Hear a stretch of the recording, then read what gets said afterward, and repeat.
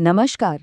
आज हम बात करने वाले हैं भारतीय इतिहास के एक ऐसे दिग्गज की जिन्होंने हमारे देश की सामाजिक और बौद्धिक दिशा ही बदल कर रख दी। जी हाँ, हम बात कर रहे हैं राजा राम मोहन राय की, जिन्हें आधुनिक भारत का निर्माता भी कहा जाता है।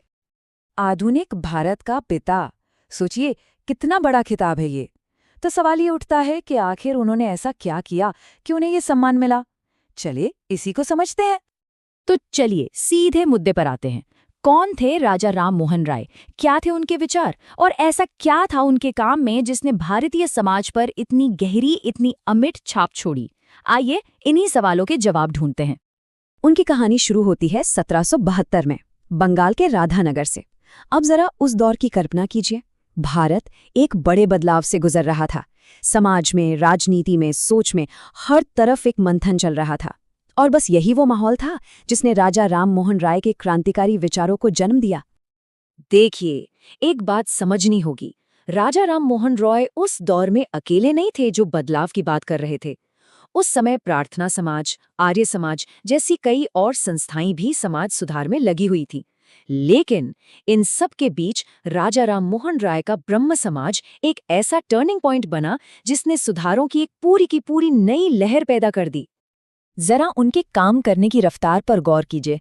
सिर्फ एक दशक के अंदर अंदर उन्होंने क्या कुछ नहीं किया। 1814-15 में आत्मीय सभा बनाई, 1817 में हिंदू कॉलेज की स्थापना में हाथ बटाया, 1821 और 22 में 2 बड़े अखबार शुरू किए, 1825 में वेदांत कॉलेज खोला और फिर 1828 में ब्रह्म समाज की स्थापना कर दी। मतलब एक के बाद एक इतने बड़े काम, ये किसी एक इंसान के लिए वाकई कमाल की बात थी। तो ये जो समाज सुधार का काम था, इसकी नींव क्या थी? इसकी नींव थी वो संस्थाएं जो उन्होंने खुद खड़ी की। चलिए एक एक करके इन पर नजर डालते हैं। सब कुछ शुरू हुआ 1814-15 में। जगह थी कलकत्ता और संस्था का नाम था आत्मीय सभा। ये कह सकते हैं कि ये उनका पहला बड़ा कदम था एक संगठन बनाने की दिशा में, और इसी ने आगे चलकर होने वाले बड़े सुधारों के लिए एक तरह से जमीन तैयार कर दी। और फिर साल 1828 में उन्होंने स्थापना की ब्रह्म समाज की। ये शायद उनकी सबसे बड़ी और सबसे प्रभावशाली देन मानी जाती है। एक ऐसी संस्था जिसने भारतीय समाज और धर्म दोनों की सोच पर एक बहुत ही गहरी छाप छोड़ी, जो आज तक महसूस की जा सकती है। तो आखिर मकसद क्या था ब्रह्म समाज का? मकसद बिल्कुल साफ था, कोई लाग लपेट नहीं, सीधा सीधा हिंदू समाज की बुराइयों और कुरीतियों को खत्म करना। अब जरा सोचिए, उस जमाने में ये कहना कितनी बड़ी, कितनी साहसी बात रही होगी। ये तो सीधे सीधे समाज की सदियों पुरानी परंपराओं को चुनौती देना था। लेकिन कहानी यहीं खत्म नहीं होती। समाज सुधार तो एक पहलू था।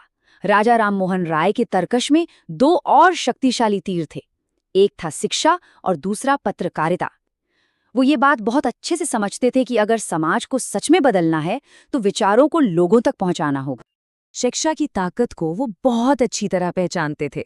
इसीलिए 1817 में उन्होंने डेविड हेयर के साथ मिलकर हिंदू कॉलेज की स्थापना करवाई। फिर कुछ साल बाद 1825 में उन्होंने खुद वेदांत कॉलेज की नींव रखी, और ये दोनों ही कॉलेज कलकत्ता में आधुनिक शिक्षा के बहुत बड़े सेंटर बने। खास बात ये थी कि यहाँ भारतीय ज्ञान के साथ साथ वेस्टर्न साइंस भी पढ़ाया जाता था, मतलब एक कंप्लीट एजुकेशन। अब विचारों को फैलाना कैसे था? इसके लिए उन्होंने चुना पत्रकारिता का रास्ता। इसे उन्होंने एक हथियार की तरह इस्तेमाल किया। 1821 में निकाला संवाद कौमुदी, जो बांग्ला में था। फिर ठीक अगले ही साल 1822 में फारसी में निकाला मिरात उल अखबार। देखिए कितनी सोची समझी रणनीति थी, अलग अलग भाषाएं, ताकि उनकी बात ज्यादा से ज्यादा लोगों तक पहुंच सके। और ऐसा नहीं है कि वो सिर्फ समाज सुधार तक ही सीमित थे, उनका दायरा इससे कहीं ज्यादा बड़ा था। मिसाल के तौर पर 1820 में उन्होंने एक किताब लिखी, प्रीसेप्ट्स ऑफ जीसस। इससे पता चलता है कि उनका धार्मिक और दार्शनिक ज्ञान कितना गहरा था। यही वो बातें हैं जो उन्हें अपने दौर के बाकी सुधारकों से एकदम अलग बनाती हैं। तो सवाल ये है कि इन सारे कामों का, इस पूरी मेहनत का नतीजा क्या निकला?